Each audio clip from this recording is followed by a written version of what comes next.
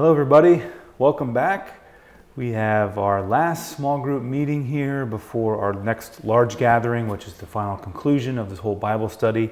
It's been an awesome journey so far. We've hoped that you've all grown closer in your relationship with Lord. I've been loving this, doing all the research for the videos and stuff it's been awesome. And getting some of the feedback already from some of you has been really, really great so far. So we're glad that, there is the Spirit is moving, and so today we are going to be diving into the Gospel of John again, this time the Gospel of John in chapter 13. It's actually going to be, in some sense, we're in the Easter season, but this passage is actually right at the end of the Last Supper, and so it's before Jesus enters into his passion, and so we'll talk a little bit more about the context when we get there. But I think, Bree, do you want to lead us away and read in the scripture? All right, so this is John chapter 13, verses 31 through 33a, and then 34 through 35. When he had gone out, Jesus said, "Now the Son of Man has been glorified, and God has been glorified in him. If God has been glorified in him, God will also glorify him in himself, and will glorify him at once. Little children, I am with you only a little longer. You will look for me, and as I said to the Jews, so now I say to you, I give you a new commandment, that you love one another. Just as I have loved you, you also should love one another. By this everyone will know that you are my disciples, if you have love for one another." Yeah, so again, he's affirming that, love is the ultimate goal for all of us. Loving the two greatest commandments that he tells us: love the Lord, love your Lord God with all your heart, with all your mind, with all your soul, and love your neighbor as yourself. And so that is the new commandment. That is the perfection of the spiritual life, is the journey towards perfecting our love for God and for others. One of the things that I want to point out before we really dive into this is putting it into context, into what's just happened. So he says, when he had gone out, who was he talking about? Who had gone out? He's talking about Judas. And so this is, like I said, this is right at the end of the Last Supper. And Jesus is he's just foretold that Peter will deny him 3 times. Peter makes this huge profession of faith, and Jesus has told him he's going to deny him 3 times. We had a video on that already, and so it's right after that.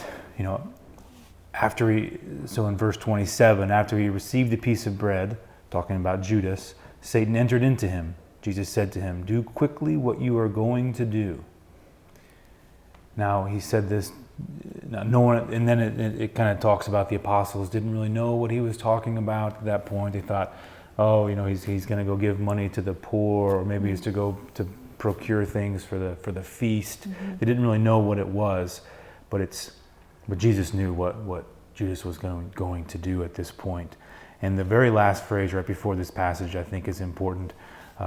And it was night. It mentions that, as it says, Judas, he immediately went out, and it was night. So, we've talked in the past that Jesus is the light. I even mentioned that in the last video,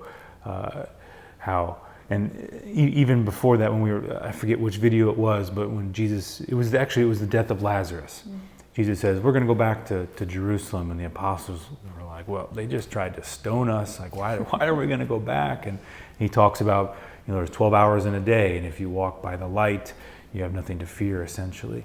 And so John is intentionally pointing out that Judas, when he left, it was night, because, as he mentioned, Satan entered into him. So he's not following the light; he's following the darkness, unfortunately, for him. And so it's right after this that so Judas is left, and now Jesus tells him, now the Son of Man has been glorified. And one of the things that stood out to me with this is that if you fast forward a little bit to the Garden of Gethsemane, where Jesus is in agony, it's the agony of the garden to the point where he sweats blood, and he asks the Father, if it be your will, let this cup pass from me, but not my will, but your will be done. And obviously we know where the rest of the story leads, but he says, let this cup pass from me. So and sometimes I feel like there's a temptation to think that Jesus didn't want to undergo his passion. And that couldn't be more wrong. That's what he came for. That's what he told Peter. He says, get behind me, Satan. When Peter tried to prevent him, when he tells him, I'm not going to let you suffer, this is what he came for. And what's, I think, even more telling to that is he's already told Judas to go. He knows he's going to deceive him, and he tells him to go. He says, go do this, and what you're going to do quickly. He's choosing to enter into the passion. It's him literally making the choice, like, okay, we're, in John's words, the hour is finally here. So Judas, do what you're going to do. It's him commanding him to start his passion. So we've just started the passion. Judas has left. And so now he says, the Son of Man has been glorified. And so we're at the great crescendo of our faith here, where the ultimate glorification of Jesus as the Son of Man is him on the cross. So we're reaching that peak in his mission on earth. And so he's started it now.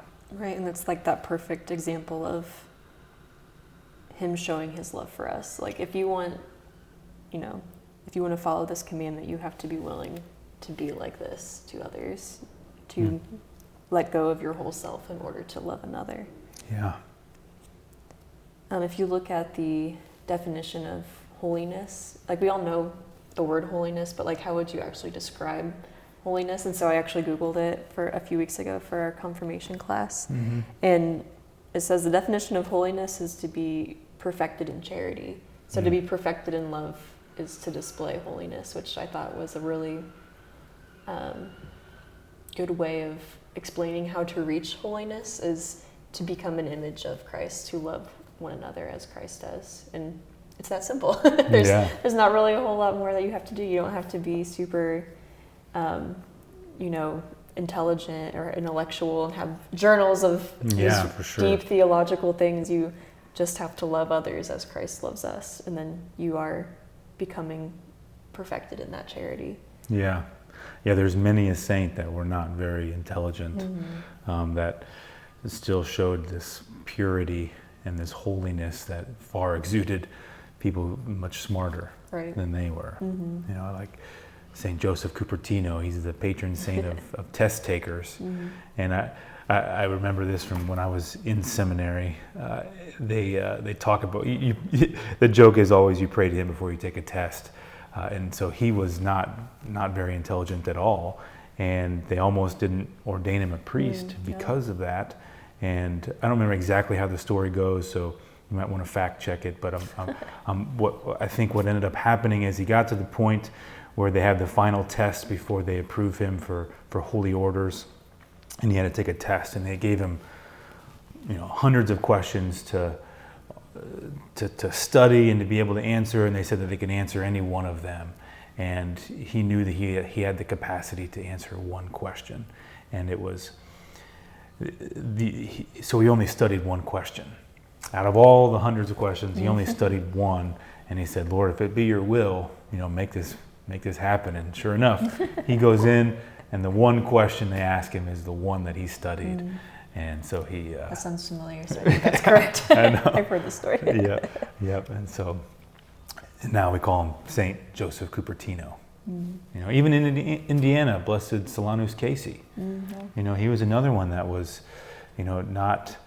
They had concerns about him hearing confessions and things, and so because he just, I don't think he was quite grasping it, or he wasn't smart enough. But they put him as the greeter in the church. He was just a greeter, But then he had this holiness that attracted people. And then people, once it started to the word got out, people were starting to flock to him for spiritual direction.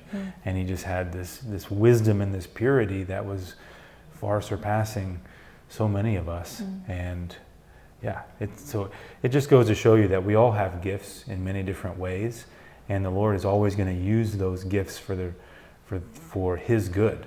You know, he's going to perfect all of us in our ability to love one another, and it's all about growing in a relationship with him. And that's what love is.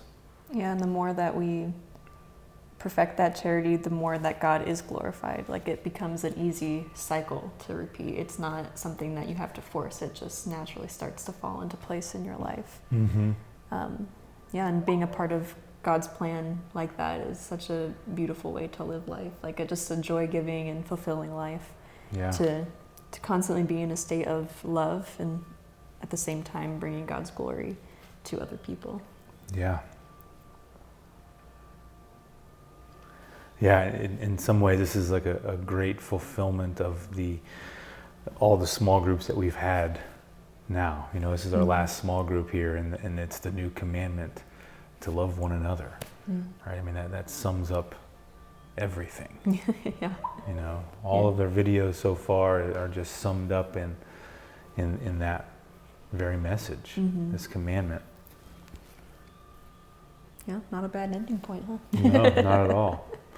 You know, and what does it mean for Jesus to love us at this point in the mission? He's getting ready to enter his passion.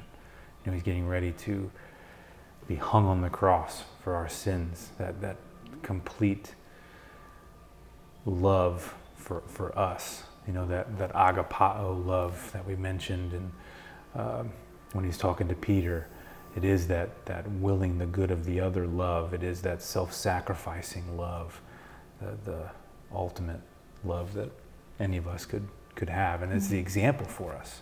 You know, it's about laying down our lives for other people who God has brought us into contact with, whether it's our family, our friends, strangers that we're walking the street by. You know, we're all meant to be that light, and the commandment is to love one another. Yeah. Not a hard thing, but also a very hard thing in many ways. Simple to say. Yeah, you know? For sure. But then when you're confronted with somebody who has something contrary to say, or contrary to the truth, or somebody who's adamantly against it, or, you know, even verbally aggressive against it. This is trying to think of a better way to say that nicely, but we're still called to love them. Right. We're still called to treat them as if God created them, because he did.